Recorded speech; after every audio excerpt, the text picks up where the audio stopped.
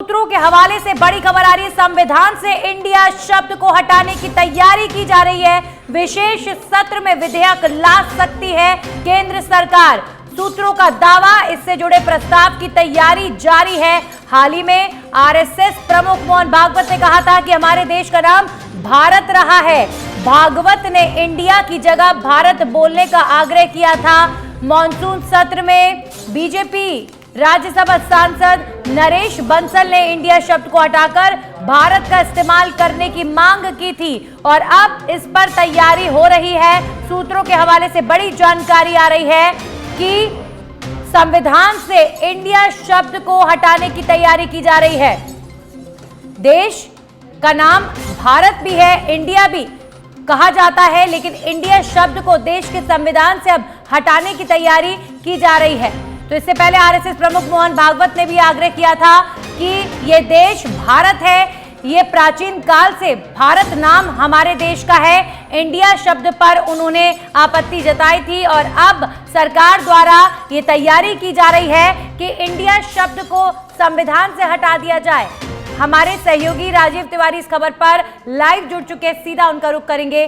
Rajiv, India शब्द को संविधान से हटाने की तैयारी की जा रही है, क्या जानकारी मिल रही है इस पूरे मामले को लेकर? केंद्र सरकार की तरफ से क्या तैयारियां?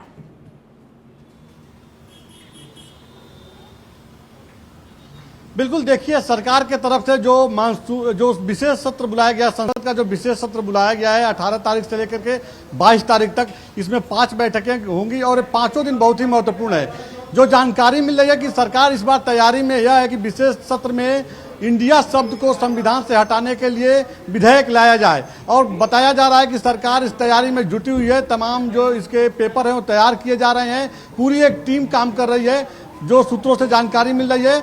क्योंकि देखिए, आज़ादी का अमृतकाल मनाया जा रहा है और इस दौरान प्रधानमंत्री नरेंद्र मोदी ने खुद कहा था कि जो गुलामी के जो प्रतीक हैं उनको हम मिटा देंगे। इसी क्रम में तमाम देखिए भवन निर्माण हो रहे हैं, चाहे वो नए पार्लियामेंट की बात कीजिए या दूसरे देश के जो राज्य हैं, राजधानी है, वहाँ पे जो सरकार की तरफ से नए भवन का निर्माण कराया जा रहा है। तमाम ऐसे जो चिन्ह हैं जो अंग्रेजों के ज़माने के हैं उनको मिटाने की काम सरकार कर रही है। इसी क्रम में प्रधानमंत्री ने कहा था कि जो गुलामी मानसिकता है, जो गुलामी प्रतीक है, इनको हम मिटा देंगे इस अमृतकाल में। कुछ दिनों पहले मोहन भागवत जी का भी एक स्टेटमेंट आया था कि जो भारत, हम लोग का जो देश है, इसका नाम शुरू से भारत रहा है, लिहाजा आम लोग जो हैं इसको बोलचाल में भारत ही कहें, इंडिया न कहें, इस तरह का उन्होंने एक आग्रह किया था। उसके बाद से ये बातें सामने आने लगी कि सरकार कुछ विशेष तैयारी में है और माना जा रहा है कि यह जो विशेष सत्र बुलाया गया है, चाहे एक देश एक चुनाव की बात की जाए या अब जो जानकारी मिल रही है कि इंडिया शब्द हटाने की बात की जाए,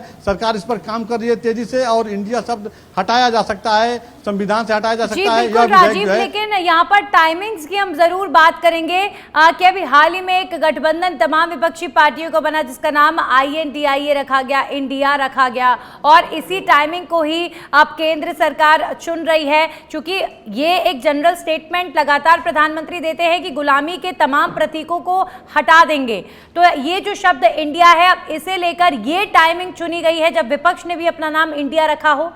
क्या ये चर्चा का विषय है?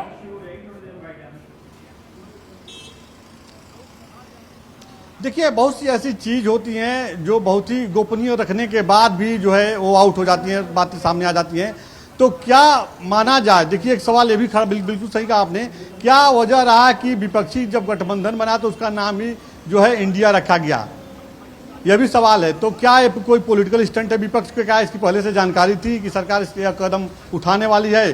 तो तमाम तरह की बातें सामने हैं। फिलहाल जो जानकारी मिल रही है यही मिल रही है कि इंडिया जो शब्द है इसको संविधान से हटाने की तैयारी में पूरी तरह से सरकार जुटी हुई है। विशेष सत्र में इसको लेकर के बिल लाया जा सकता है। अब इसका प्रभाव कितना फायदा विपक्ष के जो गठबंधन के जो घटक दल हैं उसका उठाने की कोशिश करेंगे, ये तो समय की बात है। या आम जनमानस को क्या मैसेज जाएगा, यह देखने वाली बात है, क्योंकि प्रधानमंत्री लगातार केवल इंडिया की बात नहीं करते हैं। प्रधानमंत्री नरेंद्र मोदी का कहना है कि आजादी के 75 साल पूरे होने पे देश में अमृतकाल मनाया जा रहा है और इस अमृतकाल में जो गुलामी के जो निशान है उसको हम मिटा देंगे, गुलामी की जो मानसिकता है लोगों के अंदर उसको हम खत्म कर देंगे, इससे हम लोगों को आजादी दिलाएंगे। इसी क्रम में जो है जानकारी मिल रही है कि यह बड़ा कदम उठाने की तैयारी में है सरकार। बिल्कुल राजीव, और कहीं ना कहीं अब ये भी समझ आ रहा है कि इंडिया शब्द को लेकर ये आने वाले समय में जब लोकसभा चुनाव को लेकर ये मुद्दा बहुत ज्यादा गूंजने वाला है, क्योंकि अगर संविधान से इंडिया शब्द हटेगा, वहीं दूसरी तरफ विपक्ष का जो गठबंधन है उसका नाम ही इंडिया है, तो एक ये बहुत बड़ा मुद्दा साबित होगा आने वाले लोकसभा चुनाव में।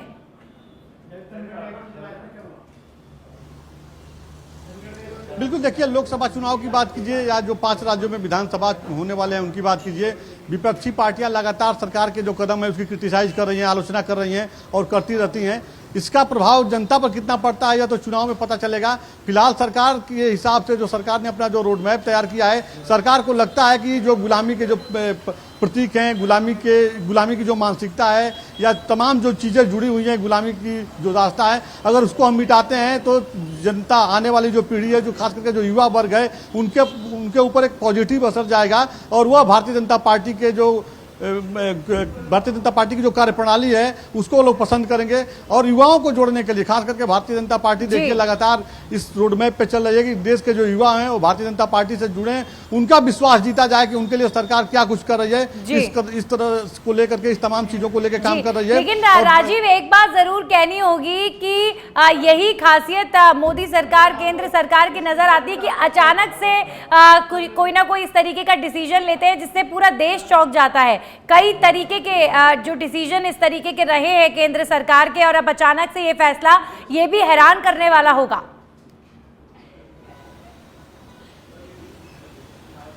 बिल्कुल सही कहा आपने, चाहे वो जम्मू कश्मीर को ही देख लीजिए या अब जो बातें सामने आ रही हैं, तमाम ऐसी बातें होती हैं जो चर्चा में तो आती हैं लेकिन सरकार की तरफ से एकाएक जो है प्रेजेंट किया जाता है। और बिल्कुल जिस तरह से विशेष सत्र बुलाया गया, किसी को उम्मीद नहीं थी कि सरकार अचानक विशेष सत्र बुलाएगी और 5 दिवसीय विशेष सत्र बुलाया गया है। तो माना जा रहा है कि यह जो होगा, जो 5 दिवसीय जो बैठक होगी, इसमें 5 दिन की जो बैठक होगी, क्योंकि संसद के नए भवन में बैठक होगी, लिहाजा सरकार ऐतिहासिक निर्णय लेने की तैयारी में है कि 5 दिन जो है बहुत ही महत्वपूर्ण है देश के लिए। 5 दिन कुछ न कुछ नया डिसीजन, नया विधेयक सरकार इसमें पेश करेगी।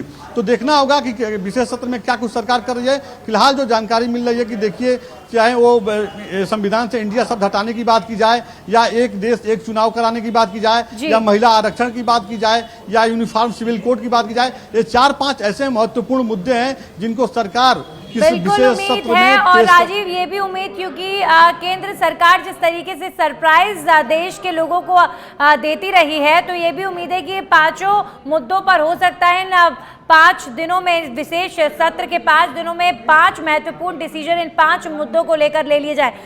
राजीव, देखिए एक बात यहाँ पर समझना बड़ा महत्वपूर्ण है। कल राजनाथ सिंह आए थे तो उन्होंने अपने संबोधन में एक बात कही थी कि विपक्ष ने अपने गठबंधन का नाम इंडिया रखा है, और उन्होंने एक सिग्नल और जरूर यहाँ दिया था कि इस शब्द का जो प्रयोग करता है उनकी नैया डूब जाती है। इस तरह की बात उन्होंने कही थी कि हमने भी शाइनिंग इंडिया लेकर आए थे और हमारी सरकार गिर गई थी। तो सिग्नल तो यहाँ पर बीजेपी के नेता लगातार दे रहे हैं इस इंडिया शब्द को लेकर कि उन्हें पसंद नहीं आ रहा है ये शब्द।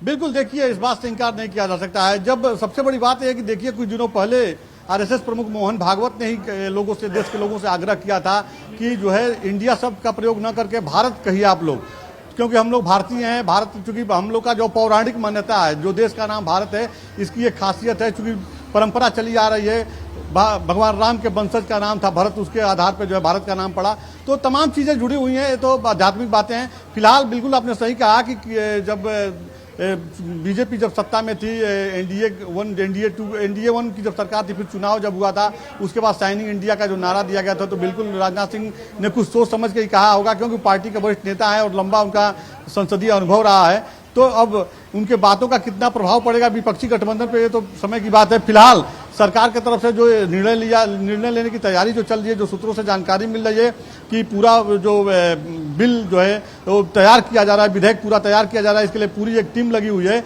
तो अगर संविधान से इंडिया शब्द हटाने के लिए सरकार कदम बढ़ाती है तो इस बात से इनकार नहीं किया जा सकता है कि जो देश के जो जनमानस है उनके ऊपर बीजेपी के लोग के सकारात्मक प्रभाव पड़ेगा। और एक और बात यह समझने का विषय है कि अगर इंडिया शब्द हटा दिया जाता है या भारत शब्द इस्तेमाल किया जाए, इस पर एम्फेसाइज किया जाता है, तो आजकल देश में सनातन धर्म को लेकर भी चर्चा जोरों पर है राजीव। क्योंकि एक मुख्यमंत्री के बेटे ने सनातन को डेंगू मलेरिया से कंपेयर कर दिया, तो अब चर्चा बहुत तेज है। तो ऐसे में एक विचारधारा हो सकता है स्वागत करे इस फैसले का, लेकिन एक विचारधारा को घोर आपत्ति भी होगी।